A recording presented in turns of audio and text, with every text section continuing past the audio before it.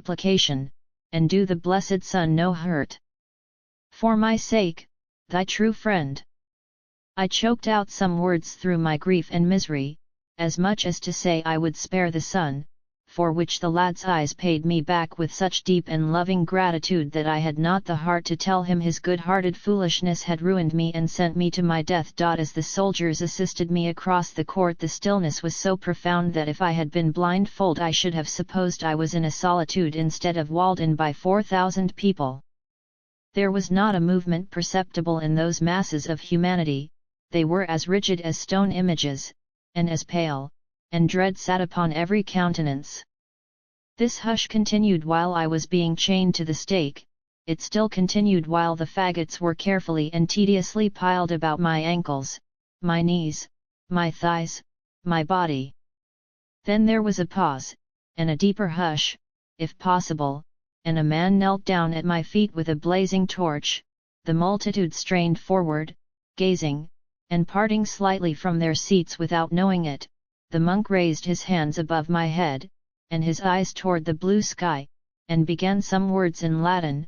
In this attitude he droned on and on, a little while, and then stopped. I waited 2 or 3 moments, then looked up. He was standing there petrified. With a common impulse the multitude rose slowly up and stared into the sky. I followed their eyes, as sure as guns. There was my eclipse beginning. The life went boiling through my veins, I was a new man. The rim of black spread slowly into the sun's disk, my heart beat higher and higher, and still the assemblage and the priest stared into the sky, motionless. I knew that this gaze would be turned upon me, next.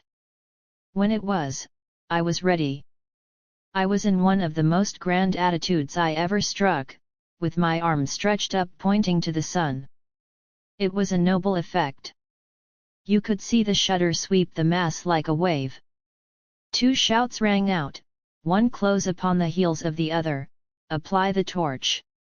I forbid it. The one was from Merlin, the other from the king.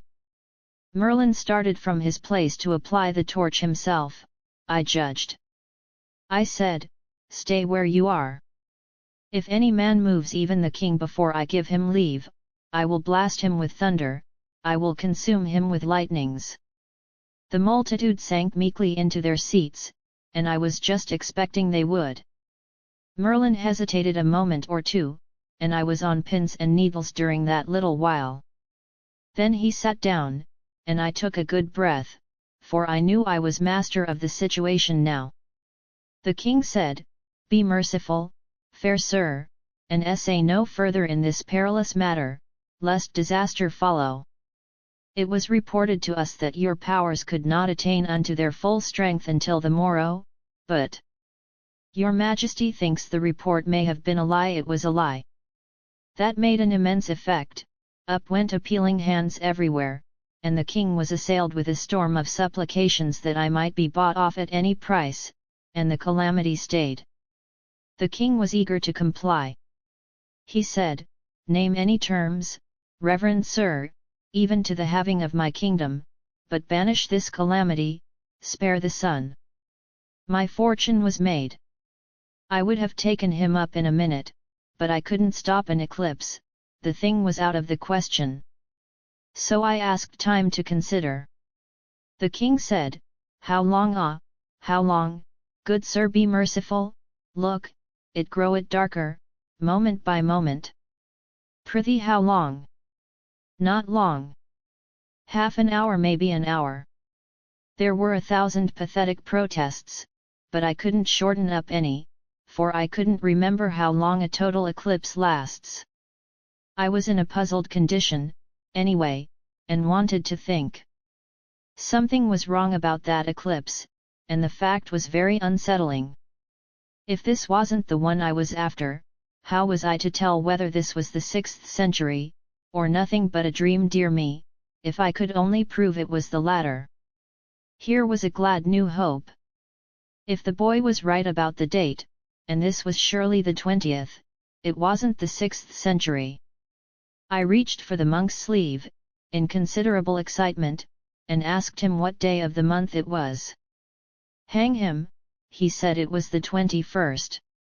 It made me turn cold to hear him.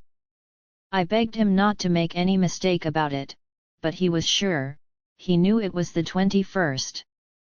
So, that feather-headed boy had botched things again. The time of the day was right for the eclipse. I had seen that for myself, in the beginning, by the dial that was nearby. Yes, I was in King Arthur's court, and I might as well make the most out of it I could. The darkness was steadily growing, the people becoming more and more distressed. I now said, I have reflected, Sir King. For a lesson, I will let this darkness proceed, and spread night in the world, but whether I blot out the sun for good, or restore it, shall rest with you.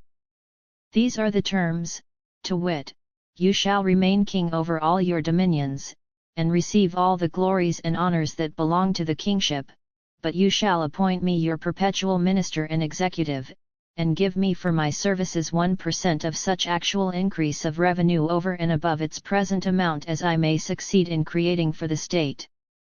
If I can't live on that, I shan't ask anybody to give me a lift. Is it satisfactory?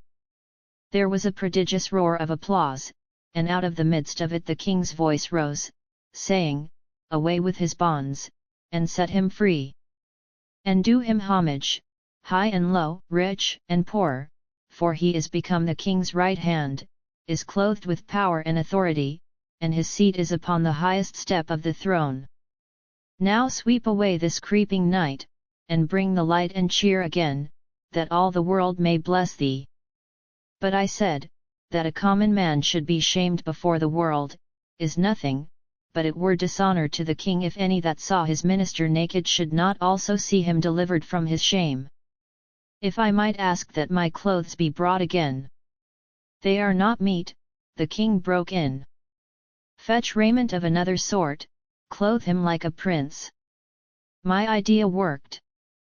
I wanted to keep things as they were till the eclipse was total, otherwise they would be trying again to get me to dismiss the darkness, and of course I couldn't do it.